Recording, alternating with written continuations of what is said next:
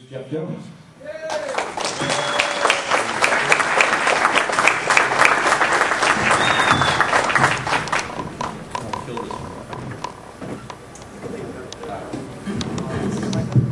Okay, so what I can say is this didn't happen overnight, and it was by accident actually that it happened in Oakland. I first started my advocacy work in Berkeley when I was involved with the Cannabis Action Network, and then soon moved to Oakland due to Berkeley's everybody on their own soapbox. I couldn't get any movement. The traction at City Hall was simply not here today, come back next month. And through the efforts of Rob Raich and others, we set up a lobbying crew that went down to City Hall over the next I think 2 years, from 1990, late 94, 95, into the timing of Prop 215 passing in November of 96. So after the passage of Prop 215 happened, after the passage of Prop 215 happened, the city government in Oakland asked us for advice. We became the known experts. We became the people and the officials that they looked to because we were downtown so much prior to the law passing that they simply were tired of seeing us, and they knew that we were going to answer the question quicker than their own bureaucratic arm. So it wasn't something that simply happened overnight. We lobbied through different public meetings and also through private meetings that we set up locally downtown. And I think one of the most beneficial things that was mentioned was then City Council member Nate Miley, who's currently a County Board of Supervisors in Alameda County, who, like Mark Leno, who spoke earlier at lunch, was an advocate and a proponent for our issue. And after a couple of meetings downtown, we soon identified we had some people that we didn't want to meet with, and we had some people that we could meet with, and then some fence sitters in between that we needed to lobby more.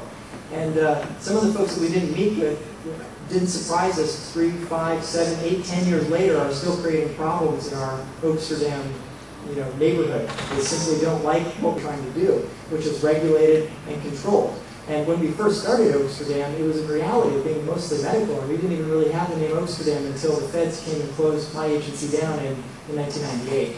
And an HIV patient at my office was so fed up with the federal government's treatment of our facility and our cooperative that he coined this phrase and went out on his own and started another small collective down the street from us. And he said, this is going to be the zoo. And this is Oaksterdam, and we're not going to leave until they come and remove us. And it doesn't seem like they've been able to stop us.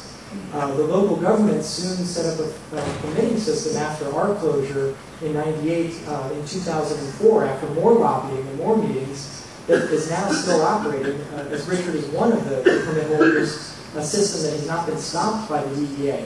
And as friends of mine who interviewed the DEA agents in Oakland have found, that we kind of have set up our own moratorium in the city of Oakland. And it's a moratorium that's been enforced by the city officials saying, do not go after these facilities. We have vetted them. We've done background checks. We have fingerprints of the owners downtown at the city police station. And we know who they are. And if we have a problem, come to us and we'll answer for them. And so they focus on all the other crime. It doesn't stop them from raiding other types of grows and other types of facilities that are in Oakland. We've had a couple of raids of some medical marijuana-related growing sites and other types of facilities, but it has completely stopped them from raiding the facilities that are being protected and in some sense have co-ownership by the city because they're permitting their activity.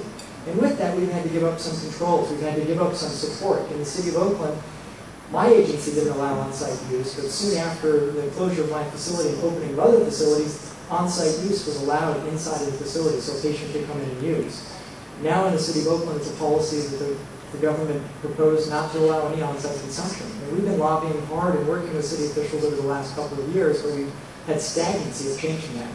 And I guess what I would want to say is after kind of missing the precursor to this was Dennis Barone and talking about how we got to where we are in Oakland, because I started our facility after visiting the San Francisco Cannabis Virus Facility and finding that this was such a liberal bastion city in San Francisco that this could happen in Oakland. What was happening in San Francisco wouldn't happen there.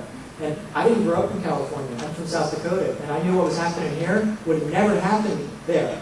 And I wanted it to be there because I got involved with this issue because of a personal interest issue. My dad passed away from cancer in '88. And it was that same year that Francis Young came down with this decision saying it was arbitrary and capricious, that the DEA would stand in the way of making this therapeutic plant available. And not only was I appalled, but after I researched what this meant, I was so frustrated that within the preceding years of getting more information, I dropped out of school and changed my life. And pretty much for 10 years went on a rant with the federal government to challenge them about whether or not they have the right to supersede what we're doing in the state. They may have won that particular little battle, but I think those that are in this room see that we're winning the war. Not only have they not stopped the dispensaries in California, but their own ONDCP, the Office of National Drug Control Policy, said that we clouded the water the last decade so much that they couldn't enforce what clearly was law. And that was us in the room doing that. It wasn't anybody else but us actively pushing that.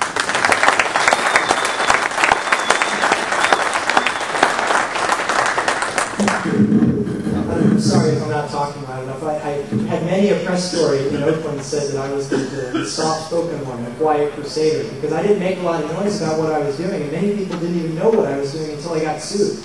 One of the first times my neighbor, who was directly down the street from me in Oakland when we got shut down, and we were doing a protest outside of our building, and a bunch of media were there, and we had, like, you know, it was a circus on Broadway. He came up to me and said, "Is this what you're doing? What is this?" And I told him what we were doing, and he said, "I heard about this in the news. I didn't think this was right next door to me. I didn't even know you guys were here. You guys must have been not that bad." You know, and he was looking at it from the sense that if he was a neighbor of mine and he didn't have any negative impact to his building, what was the problem here? And the more that we, through Richard's actions and others in Oakland, have proposed this being like a district, kind of a no-spin zone for reefer madness, the less the government has really been concerned with it.